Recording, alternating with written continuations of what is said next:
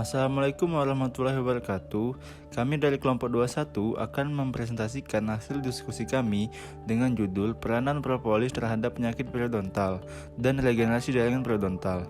Sebelumnya, saya akan memperkenalkan anggota dari kelompok 21. Yang pertama saya Muhammad Arif Saputra selaku ketua, yang kedua ada Diana Lestari, dan yang terakhir ada Azelia Zahri. Selanjutnya, kita akan masuk ke bagian penjelasan.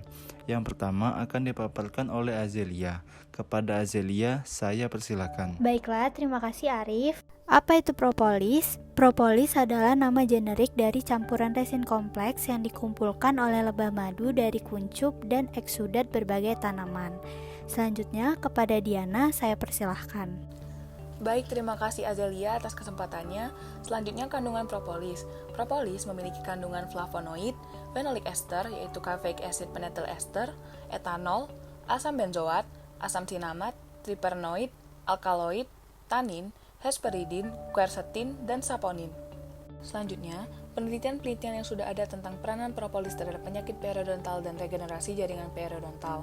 Yang pertama, jurnal in vitro yang berjudul Inhibitory Test of Flavonoid Propolis Chloride Extract Geniotrigona thoracica on Porphyromonas gingivalis as an Etiologic Factor of Chronic Periodontitis dari Dentino Jurnal Kedokteran Gigi tahun 2019. Untuk metode bahan, penelitian in vitro mengenai peranan flavonoid terhadap bakteri Porphyromonas gingivalis untuk menguji zona hambar dari ekstrak flavonoid propolis pada bakteri Porphyromonas gingivalis.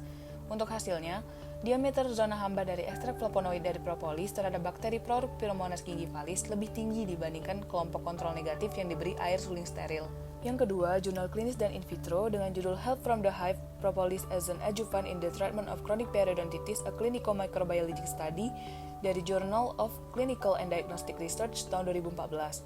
Untuk metode bahan, pada penelitian klinis, pasien periodontitis dimasukkan propolis ke dalam sup gingival satu kali di awal perawatan dan dilakukan pengamatan pada hari ke-15 dan hari ke-30 dengan melihat indeks gingiva, indeks perdarahan sulcus, kedalaman pocket periodontal, dan kehilangan perlekatan klinis. Untuk penelitian in vitro, bakteri Porphyromonas gingivalis, Prevotella intermedia, dan Fusobacterium nucleatum diberi ekstrak propolis untuk menguji efek antibakteri dari ekstrak propolis dengan menghitung prevalensi dari bakteri Porphyromonas gingivalis, Prevotella intermedia, dan Fusobacterium nucleatum. Untuk hasilnya, pasien yang diberi ekstrak propolis memiliki indeks gingiva, indeks perdarahan sulcus, kedalaman pocket periodontal, dan kehilangan perlekatan klinis lebih rendah daripada kelompok kontrol negatif yang tidak diberi ekstrak propolis. Hasil yang kedua, prevalensi bakteri Porphyromonas gingivalis, Prevotella intermedia, dan Fusobacterium nucleatum yang diberi ekstrak propolis lebih rendah daripada kelompok kontrol negatif yang tidak diberi ekstrak propolis. Selanjutnya, kepada Arif, saya persilahkan. Selanjutnya ada jurnal yang berjudul Administration of 50% Propolis Ethanolic Extract Increase the number of gingivitis fibroblasts in H2O2 in those rats dari jurnal AIP Conference Proceeding tahun 2019, jurnal in vivo. Metode dan bahan yaitu penelitian in vivo pada tikus yang diinduksi H2O2 atau hidrogen peroksida yang menyebabkan gingivitis, kemudian diaplikasikan ekstrak etanol propolis 3 kali dalam 5 menit selama 7 hari. Hasilnya yaitu jumlah fibroblast pada grup yang diberi ekstrak etanol propolis lebih tinggi daripada kontrol negatif yang diberi Aquades. Selanjutnya ada jurnal yang berjudul The Comparative Evaluation of the Antimicrobial Effect of Propolis with Chlorhexidine Against Oral Pathogen, an in vitro study dari jurnal Biomed Research International tahun 2016, jurnal in vitro. Metode dan bahan, bakteri Agladibacter actinomycetum comitan, Prevotella intermedia, Porphyromonas gingivalis diberi ekstrak etanol propolis dan chlorhexidine untuk menguji MIC atau minimum inhibitory concentration dan MBC minimum bactericidal concentration. Hasilnya yang pertama, MIC dan MBC pada tes planktonik dan biofilm terhadap bakteri Prevotella intermedia yang diberi ekstrak etanol propolis lebih rendah daripada kontrol positif yang diberi chlorhexidine. Yang kedua, MIC dan MBC pada tes planktonik terhadap bakteri Porphyromonas gingivalis dan Agglutibacter actinomycetum comitan yang diberi ekstrak etanol propolis lebih tinggi daripada kontrol positif yang diberi chlorhexidine. Yang ketiga, MIC dan MBC pada tes biofilm terhadap bakteri Agregatibacter actinomycetum comitan yang diberi ekstrak etanol propolis lebih tinggi daripada kontrol positif yang diberi chlorhexidin. Yang keempat, MIC dan MBC pada tes biofilm terhadap bakteri Porphyromonas gingivalis yang diberi ekstrak etanol propolis hasilnya sama dengan kontrol positif yang diberi chlorhexidin. Selanjutnya akan dilanjutkan oleh Saudari Azelia. Selanjutnya, jurnal berjudul Antibacterial Effect of Aqueous and Alcoholic Propolis Extract on Agregatibacter actinomycetum comitans in Patient with Chronic Periodontitis, an in vitro study dari Journal of Baghdad College Dentistry tahun 2015. Metode bahan penelitian in vitro mengenai peranan ekstrak aqueous dan ekstrak alkoholik pada bakteri Agregatibacter actinomycetum comitans untuk menguji zona hambat ekstrak aqueous dan ekstrak alkoholik. Hasilnya, zona hambat ekstrak alkoholik dan ekstrak aqueous dari propolis terhadap bakteri Agregatibacter actinomycetum comitans lebih tinggi dibanding kontrol negatif yang diberi ursulin dan kontrol positif yang diberi chlorhexidin. Selanjutnya, jurnal berjudul Effectiveness of Propolis in the Treatment of Periodontal Disease, Updated Systematic Review with Meta-Analysis dari Jurnal Antioksidan tahun 2021. Metode bahan, penelitian klinis pada pasien periodontitis yang diberi ekstrak propolis. Hasilnya, propolis mengurangi kedalaman pocket periodontal dan kehilangan perlekatan klinis dan pengurangan Porphyromonas gingivalis pada sulcus gingiva. Propolis dapat mengurangi inflamasi dan plak. Propolis dapat mengurangi stres oksidatif. Propolis juga dapat mengurangi kedalaman pocket periodontal. Propolis dapat menyebabkan penurunan kedalaman pocket periodontal dan kehilangan perlekatan klinis. Propolis juga dapat menurunkan jumlah bakteri anaerob, dalam hal ini Porphyromonas gingivalis. Propolis juga dapat mengontrol plak dan gingivitis. Propolis dapat menurunkan jumlah bakteri anaerobik, terutama Porphyromonas gingivalis, dan tidak adanya peradangan pada saat probing.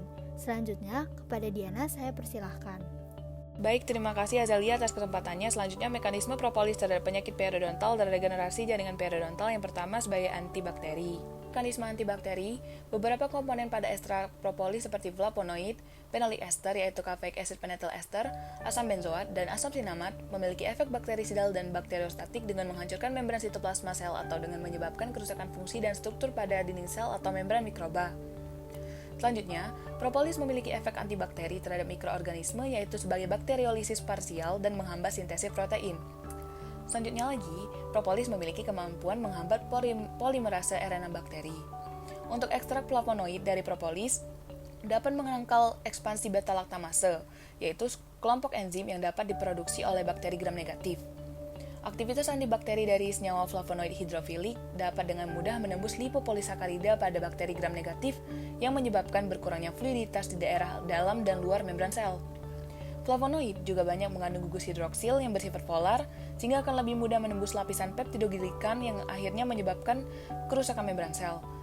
Membran sitoplasma bakteri memiliki peran penting dalam konversi energi dan meregulasi transportasi nutrisi. Jika transportasi nutrisi terganggu, maka makanan tidak dapat diproduksi menjadi energi yang akan mengakibatkan kerusakan sel. Selanjutnya, kepada Azelia saya persilahkan. Baik, terima kasih Diana. Selanjutnya ada mekanisme antiinflamasi. Propolis mengandung Kp atau caffeic acid penethyl ester sebagai antiinflamasi dengan menghambat kaskade asam arakidonat. Kp mudah menembus sel sehingga dapat menghambat pelepasan sitokin proinflamasi, dalam hal ini interleukin 1, interleukin 6, dan TNF-alfa, dan meningkatkan stimulasi sitokin antiinflamasi, dalam hal ini interleukin 10 dan interleukin 4. Selanjutnya ada mekanisme potensi penyembuhan. Propolis dapat meningkatkan jumlah fibroblast karena adanya komponen aktif dalam propolis, yaitu flavonoid, tripenoid, alkaloid, fenol, tanin, saponin, hesperidin, quercetin, dan Kp atau caffeic acid penethyl ester, di mana peningkatan jumlah fibroblast ini terjadi pada fase proliferasi dan di area migrasi. Komponen aktif dalam propolis dapat meningkatkan biosintesis TGF atau transforming growth factor yang menginduksi migrasi fibroblast ke area yang terluka serta meningkatkan sintesis kolagen sehingga fibroblast berperan penting pada proses penyembuhan inflamasi. Selanjutnya akan dilanjutkan oleh Arif. Selanjutnya ada potensi ke depan dari penggunaan bahan herbal. Yang pertama, penggunaan propolis sebagai bahan terapeutik untuk terapi periodontal non-operatif terutama pada periodontitis. Yang kedua, untuk menghindari efek samping dari bahan lainnya seperti chlorhexidine. Propolis berfungsi sebagai bahan herbal alternatif dan obat kumur antimikroba yang baik. Sekian pemaparan dari kelompok 21. Kami mohon maaf apabila ada salah-salah kata. Terima kasih atas perhatiannya. Wassalamualaikum warahmatullahi wabarakatuh.